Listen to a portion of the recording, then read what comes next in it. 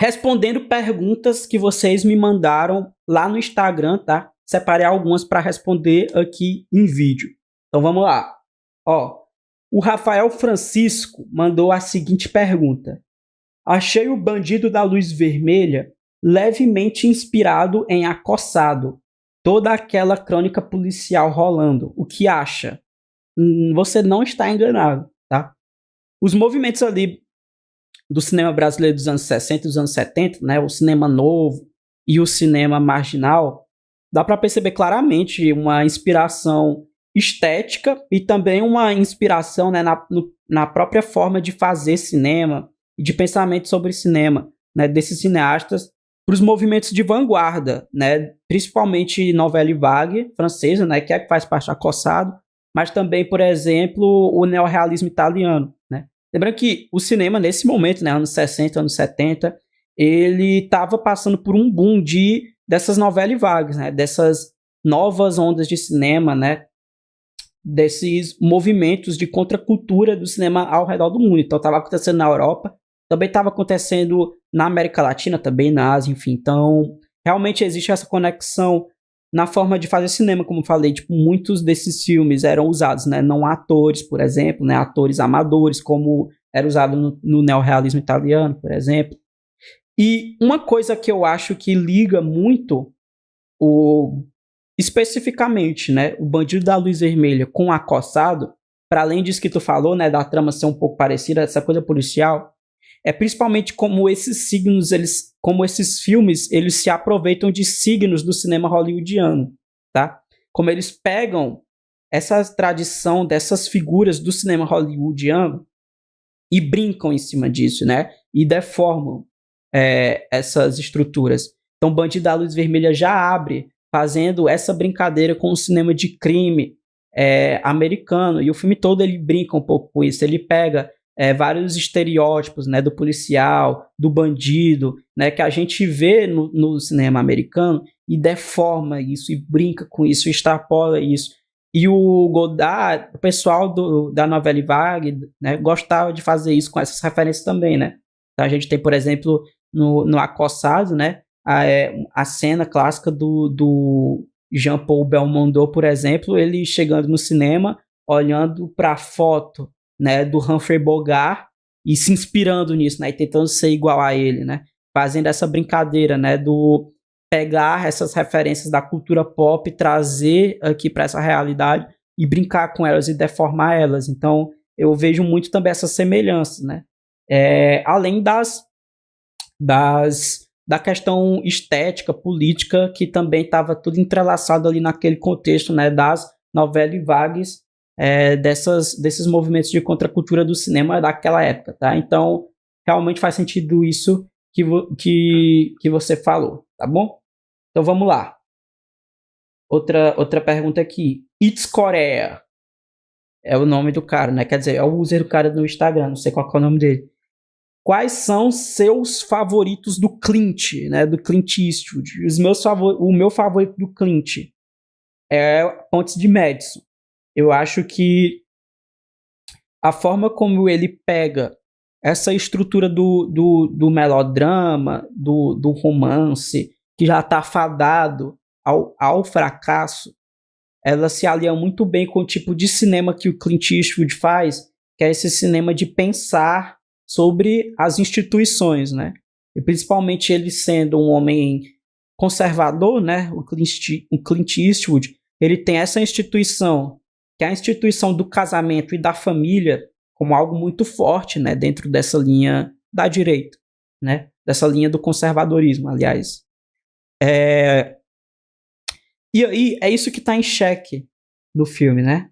Pontes de Madison, para além do romance, né, dentre esses dois casais, a grande história de Pontes de Madison, na verdade, é uma história de crise dessa instituição, que é a instituição do casamento, que é a instituição da família, né?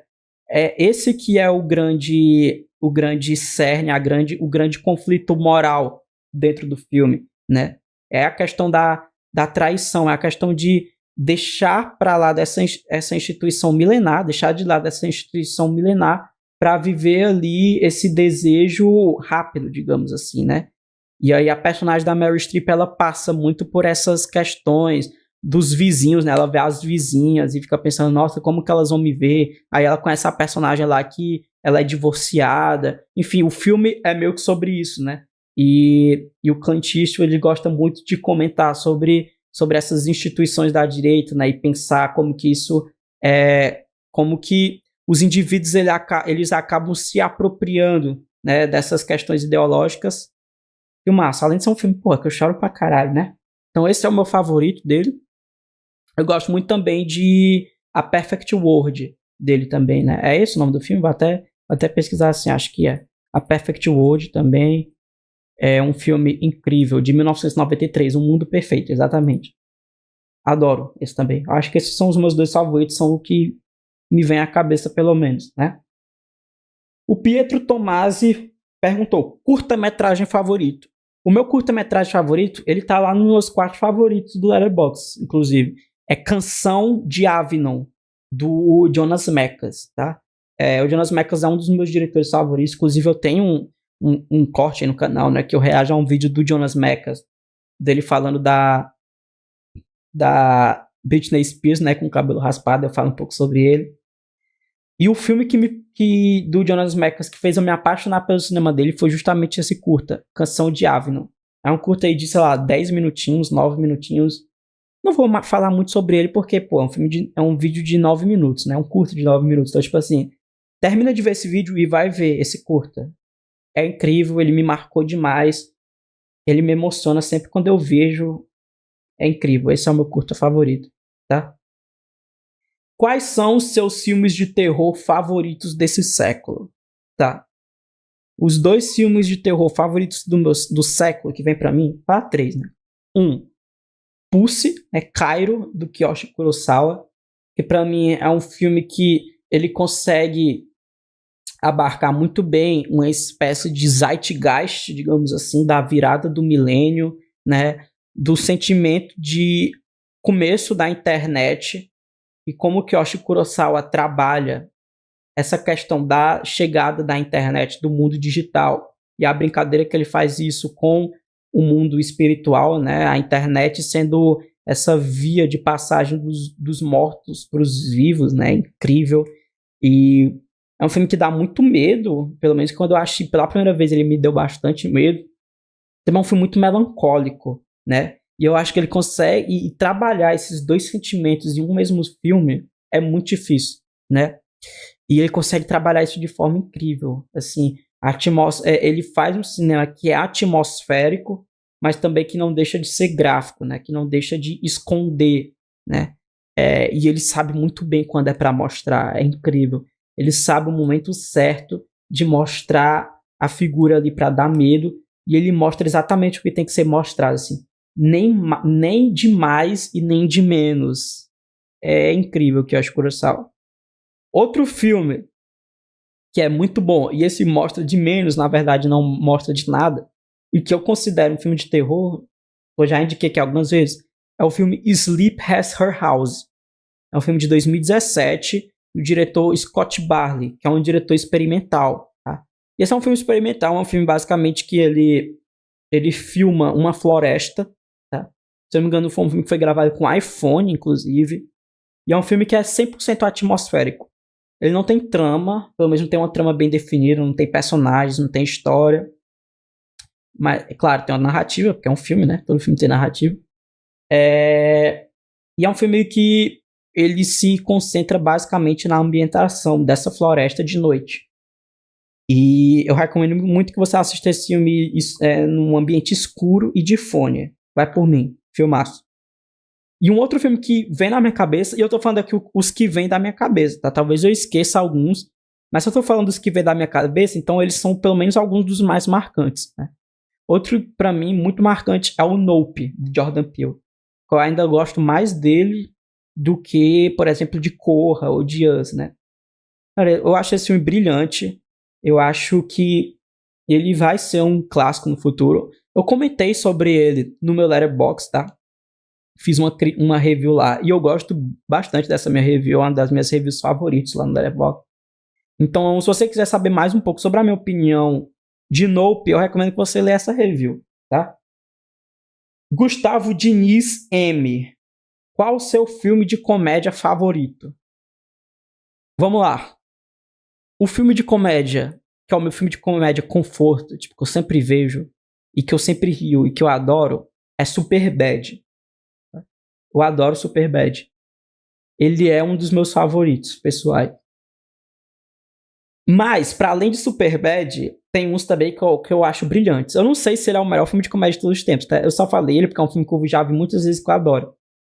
E que eu acho muito engraçado. Talvez seja o filme de comédia que eu mais acho engraçado, mas que não necessariamente é o meu favorito. Porque não, só porque eu acho muito engraçado não quer dizer que seja o meu favorito, embora eu ache um filmaço. Agora, outros filmes de comédia que eu acho brilhantes. To Be or Not To Be, do Lubitsch. É um filme dos anos 40. Assim, uma comédia de guerra, uma sátira sobre a Segunda Guerra Mundial. Incrível. E é um filme que é dos anos 40 que ainda é engraçado pra caralho, que é muito difícil. Em comédia é algo que envelhece muito rápido, né? Tipo, mal. E essa é dos anos 40 e ainda é incrível. Outra comédia que eu gosto muito, do Billy Wilder, é Se Meu Apartamento Falasse, que é uma comédia romântica, né? Mais um dele também que é muito engraçado. É aquele Quanto Mais Quente Melhor. Muito bom também. Gosto muito do Billy Wilder. Então essas aqui são algumas que me vêm na minha cabeça. Superbad, To Be or Not To Be, Se Meu Apartamento Falasse, né? E Quanto Mais Quente Melhor. Tinha uma outra de comédia aqui ó, do Lucas Helm. Está assistindo The Rehearsal, Rucão. É a série nova do Nathan Fielder, né? Eu só quis puxar aí porque já que estou falando de comédia, né? Não, mas eu gosto muito do Nathan Fielder. Eu vi, tipo, a primeira temporada inteira, eu acho que eu vi, do Nathan For You. E eu achei incrível. Ele é tipo o Borat, só que melhor, tá? Então, eu um dia pretendo terminar Nathan For You e começar essa daí, que é a nova dele. E o pessoal também tá falando muito bem. O Nathan Fielder, ele é meio que um gênio, assim, da comédia. Tudo que eu vi dele, achei engraçado. Tem uns episódios de Nathan For You que são inacreditáveis. Ele é o Borat melhorado. Ele é o Sacha Baron Cohen, que já é muito bom, melhorado. Bruno DP7. Furos de roteiro é realmente um problema ou coisa de jovem cinéfilo? Explique.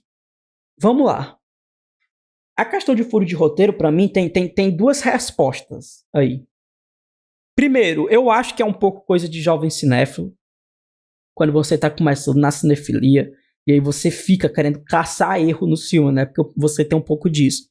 Não, porque o pessoal ainda tem essa perspectiva de que quem gosta de cinema, crítico de cinema, tem que achar defeito no filme, né? E aí furo de roteiro é a coisa que é mais aparente nesse caso. Então, se o filme tem furo de roteiro, então ele é ruim. E olha só, isso aqui não faz sentido, então logo ele é ruim, logo ele foi mal pensado. E aí vira essa coisa, né? Achar furo de roteiro é uma análise que é muito rasa, muito fácil de se fazer e que na verdade não diz nada sobre o filme. Tem essa linha de raciocínio. E também tem uma segunda, que eu acho que furos de roteiro, às vezes, se tornam problemas, ou são problemas, quando o filme já é ruim. Então, tipo assim, apesar de acontecer isso do jovem cinéfilo, eu também acredito um pouco que quando o furo de roteiro, quando uma inconsistência na trama do roteiro, ela tá muito aparente e ela, sei lá, me incomoda, é porque o filme já errou. Tipo assim, furo de roteiro não transforma um filme em ruim. Mas se o filme já for ruim, aí o furo de roteiro fica aparente, entendeu? Porque um roteiro porque, vamos lá, todo roteiro tem furo, tá? Todo roteiro tem furo. Não existe isso. Todo roteiro tem inconsistência, né? E nenhum roteirista, acredito eu, tem que ficar escrevendo roteiro pensando, tipo, caralho, eu tenho que fazer isso, se ligar com isso de forma perfeita e pensando muito no roteiro ser encaixadinho, fechadinho, sem nenhum furo, sem nenhuma inconsistência. Porque o que importa mais no roteiro é como ele vai ser transformado em imagem, né? Como os personagens ali vão se desenvolver, os seus arcos, né? A profundidade daquilo tudo. Tem muitas outras questões de roteiro que são muito mais importantes, muito mais preponderantes do porque... Ah, e se sei lá, um filme de viagem no tempo. Se a viagem no tempo faz sentido ou não. Se tal coisa se liga com essa. Tipo assim, se o filme, ele peca nessas coisas essenciais do roteiro, eu acho que os furos deles, eles vão ficar mais aparentes. Vai ficar mais fácil de bater. Agora, se o filme é muito bom, se o roteiro é muito bem escrito, se o filme ele é muito bem dirigido, se ele é visualmente, audiovisualmente tipo, incrível, velho, furo de roteiro, foda-se. Às vezes até o furo de roteiro, ele pode até, uma inconsistência no roteiro, uma coisa que não faz sentido, pode até alavancar uma cena, que é uma cena incrível. Então eu também tenho um pouco essa linha de raciocínio. Se o furo de roteiro tem a questão da pessoa, né? Da má vontade da pessoa. Mas se eu, particularmente, que não ligo pra furo de roteiro, se eu tô vendo um filme e por algum motivo, alguma inconsistência no roteiro, algum furo ali dele me incomoda, é porque o filme já tá todo errado. Porque se o filme fosse bom mesmo, isso não estaria me incomodando, ou não estaria percebendo, entendeu? Então eu acho que também rola um pouco disso também. Vamos lá. Calúdio. Pô, Hulk, o que você acha dessas comparações malucas entre 2001 e Solaris? Eu não sei do que é que tu tá falando especificamente, o que é que seriam essas comparações malucas, mas eu acho que não é uma comparação maluca, porque assim, pelo que eu sei, o Tarkovsky, quando fez Solaris, né, ele tinha assistido 2001, né, e é amplamente conhecido o fato de que o Tarkovsky não gosta de 2001, né? E assim, 2001 é um filme pra mim que é um dos melhores filmes de todos os tempos, né? Eu acho incrível. E eu adoro o Tarkovsky. Mas o Tarkovsky não gosta de 2001, né? E quando ele fez o Solaris, se desenvolveu na linha de pensamento de que Solaris seria uma espécie, né, de diz, né? Um filme resposta ao 2001. Né? E eu acho que dá pra analisar esses dois filmes, dá pra fazer, digamos assim, uma crítica alternada entre esses dois, uma comparativa, porque são filmes bem distintos mesmo, né? Então, se for uma comparação pra ressaltar as diferenças, eu acho que faz sentido. Porque o 2001, ele é um filme que é muito formalista, ele é um filme que o Kubrick, ele tá interessado muito na falta de emoção, né, digamos assim, na crueza daquele mundo, né, num mundo que é apático, né, num mundo que é sem vida, digamos assim. Enquanto o Solaris, ele já é uma ficção científica que é muito mais emotiva, que está muito interessada no desenvolvimento psicológico dos personagens, né. O 2001, ele é uma ficção científica que é muito especulativa, né, que pensa muito sobre assuntos macro, né? Assuntos sobre o futuro da humanidade, sobre a tecnologia. Enquanto Solaris é uma ficção científica que pega esse macro, na verdade, para fazer um filme sobre um cara, né? Sobre um casamento, né? Sobre questões humanas, questões sobre emoções, né? Então eu acho que as comparações, elas cabem, mas são comparações de dois filmes que, na verdade, são distintos. Filmes que se complementam em abordagens diferentes, né? E os dois são ótimos filmes, né? Não acho que nenhum esteja certo e nem o outro esteja errado. O Entre Planos, né, o Max Valarezo, ele tem um ótimo vídeo sobre isso, que ele fala justamente sobre isso, sobre Solaris e como os Solaris eles seriam uma espécie de filme-resposta, né? A 2001. Eu recomendo muito esse vídeo, tá? É um vídeo muito bom. E aí a Tatilitata, ela fez a pergunta: por onde começar Hong Sang-soo?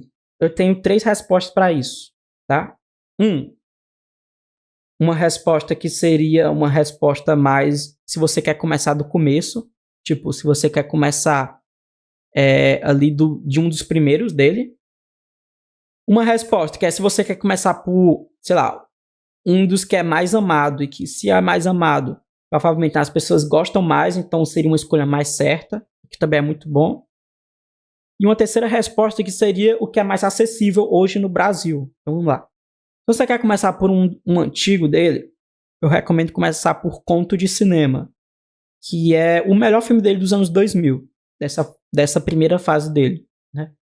Incrível. E é um dos melhores filmes dele pra mim até hoje. Conto de Cinema. Recomendo muito. E eu acho que é um bom filme de entrada. Eu vi ele com minha irmã, por exemplo, e ela nunca tinha visto nada do Hong Sang-soo e ela gostou. Um que é muito amado por muita gente, talvez seja o mais conhecido, então talvez seja uma boa entrada, é Na Praia à Noite Sozinha, né? O meu único problema com começar com esse é que eu acho que que o Hong Sang-soo ele já faz uma metalinguagem muito forte sobre o próprio cinema dele nesse filme, que talvez seja interessante você já ter visto outros filmes dele, né? Então tem esse problema. Mas, se você quiser começar por esse, fica à vontade. É um filme maravilhoso e, enfim, as pessoas gostam muito, é um dos mais famosos, então é uma boa porta de entrada. E o mais acessível no Brasil hoje, que é A Filha de Ninguém, que é um filme que está disponível no Amazon Prime, tá? Ele é um filme, acho que é do começo da década de 2010, então ele tá no meio entre Conto de Cinema, né, e Na Praia à Noite Sozinha. E também é um filme maravilhoso, né, A Filha de Ninguém. Então, eu acho que essas são as 3 indicações aí. Tem uma quarta B que foi a que eu comecei. Eu comecei com Hotel à Margem do Rio, ou é Hotel na Beira do Rio, Hotel by the River, em inglês. Que é um de 2018, foi o primeiro que eu vi dele e que eu me apaixonei. Então, talvez também seja uma boa porta de entrada, né? Tanto aí, são esses 4 aí. Mas qualquer um que seja, é sucesso, tá? Maravilhoso. Então é isso. Essa foi a primeira rodada de perguntas aí que eu selecionei. Próxima semana acho que eu vou responder outras. E valeu, tá? Se você quiser deixar perguntas, comentários, opiniões aí nos comentários também, à vontade, tá?